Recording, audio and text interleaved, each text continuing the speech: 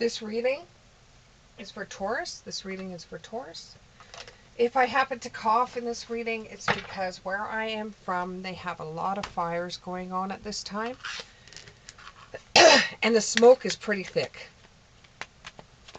And I don't do so well when it comes to the smoke. So Taurus, let's get right into your reading and see what the cards have in store for you. Can you give me 3 cards, please? Can you give me 3 cards? 3 cards for my lovely Taurus. 3 cards. 3 cards. 3 cards. There's 1. There's a couple, so let's go this one. Okay.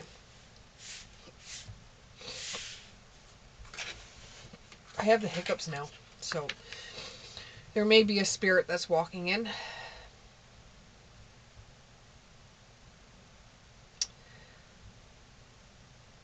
The spirit that's walking in is named Ted. He did not like being called Theodore or Teddy. His name is Ted. And he's saying he had a maroon car when he was alive. And in the end it took him. But he wants me to continue on with the reading. So that's for someone out there. One of my Tauruses, that's for you. Okay, so what we have here is we have the 4 of Wands in the upright. This could involve a fire sign. You have some celebration or joy that's coming in. It looks like it might be an anniversary or a homecoming. It looks like an anniversary or homecoming, or you've just recently got married, or you've asked someone to get married to you.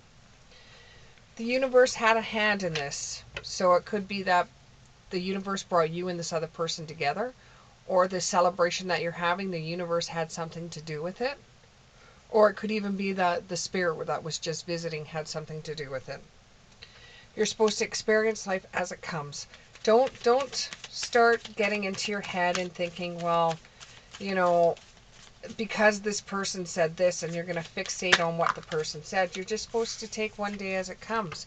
With the moon card in the reverse, you're supposed to release the fear of thinking that bad things are going to happen when they're not. You have nothing to go on. You have no clarification that something bad's going to happen, so you should just let it go.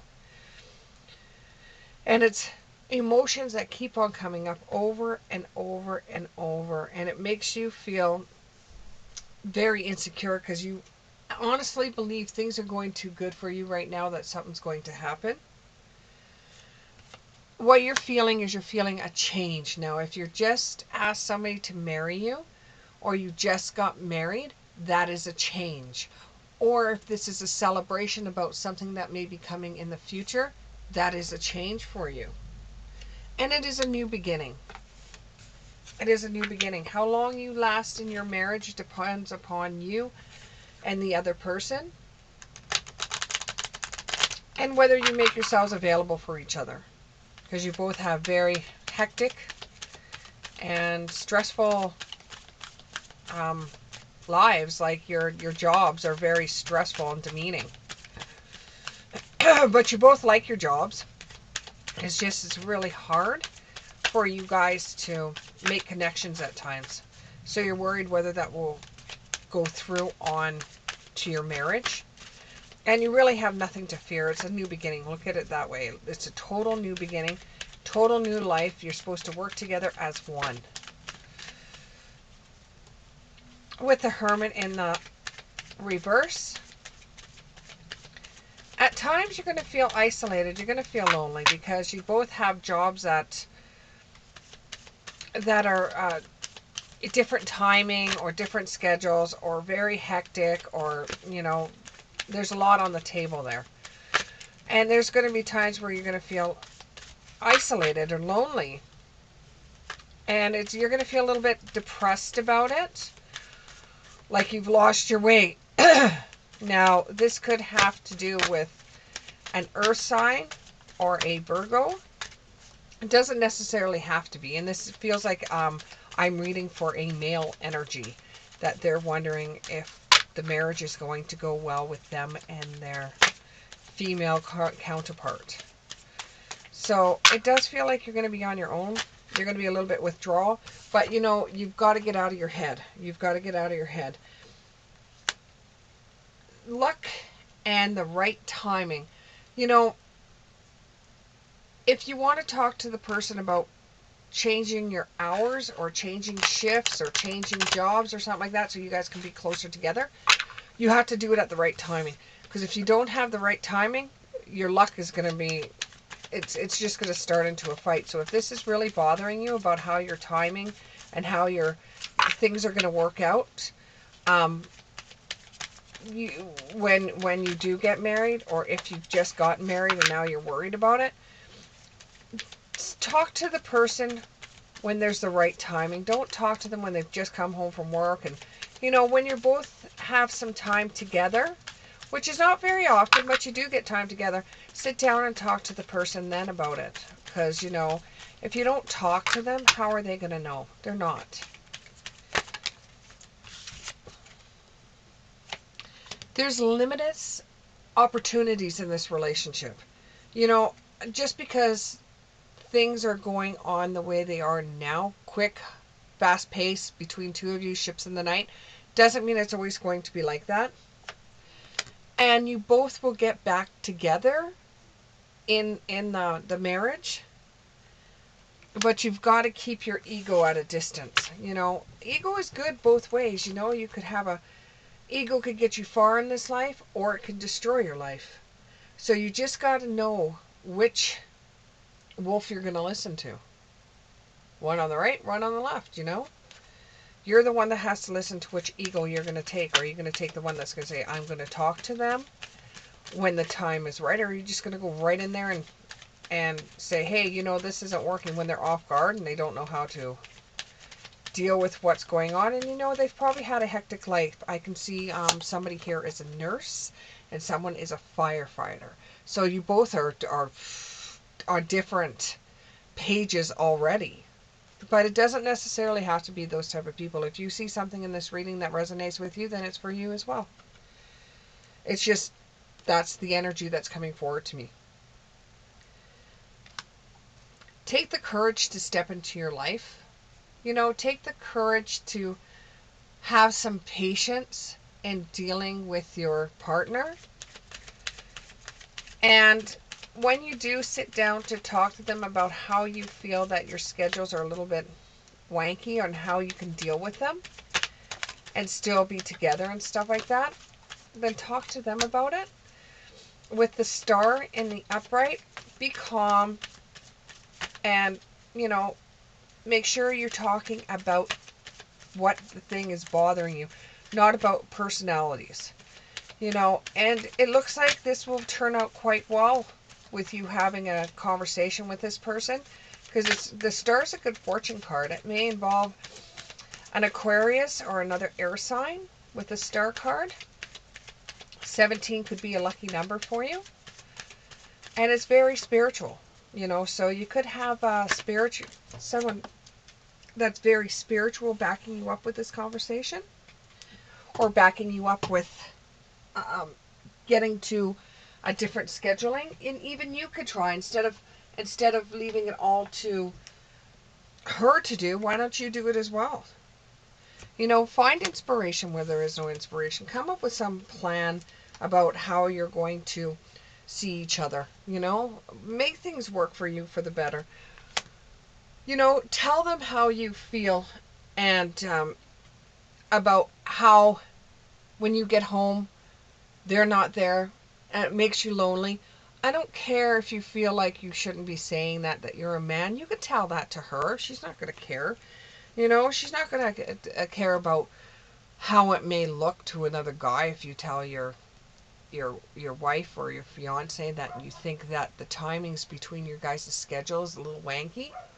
You know, that's not going to bother her that you're talking to her about that, about your feelings. It's not going to bother her. She's more than willing to listen to your feelings. because she's very gracious and generous to you.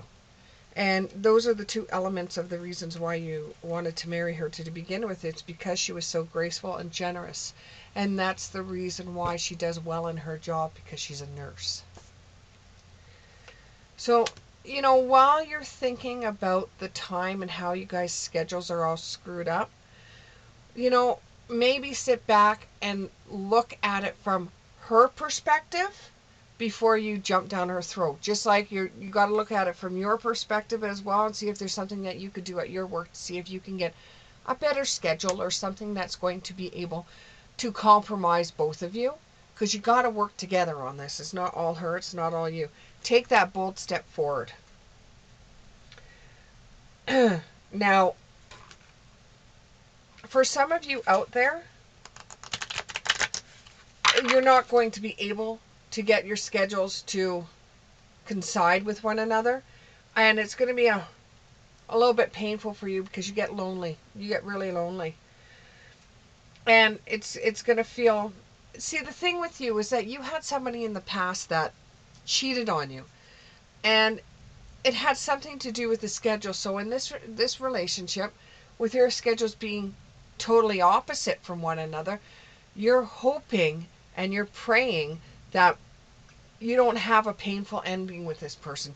You don't have a betrayal like the last person cheated on you, because your schedules were so off. You didn't know when the person was really working and when wasn't. And when you went to go see this person when you had a day off, they told you they were working, and they weren't working. They were with someone else. And you don't want this to happen to you yet again, and you don't want to feel defeated in this relationship. So this is another reason why you don't know how to sit down and talk to this person. Well, if you tell this person everything that I'm getting from your energy, this person will understand a lot more, and maybe you can both work on it together, Don't feel so defeated until you find out exactly what you can do about it. And this will get you to move out of your headspace. This will get you to move out of the stagnation that you're in, And she probably feels the same way as you do. So once you both are in the same headspace, you can actually close the door to this problem, because you both are very smart people. You'll end up solving it on your own without this turning into a huge fight, or a betrayal, or you not trusting them, or them not trusting you. If you sit down and talk about your schedules, because of course you guys are going to want children too, so you're going to have to work towards that. Movement towards adventure, children, connectivity, how you guys are supposed to connect with one another when your jobs are the way they are. And then you're both going to accept some type of coming together more often. And you're going to make time for each other. Because, when she's done work, she likes to go out and do things when it comes to her hobbies. And they're like group hobbies. And you like to go out, and I think with you it's hockey or some kind of sports event. And you guys like to get involved in that stuff too. But you're finding that the day-to-day is that you're both missing one another. And you just have to be a little bit more adaptable for each other. And that will work as soon as you sit down and talk to each other about it. That will happen. You both will resonate in the fact that you have to do something about it. You're going to give up the idea that the man is always right in a situation, because you got to get out of that headspace as well, because when it comes to your relationship, you're both equal. There's not one that's better than the other one. You're both equal.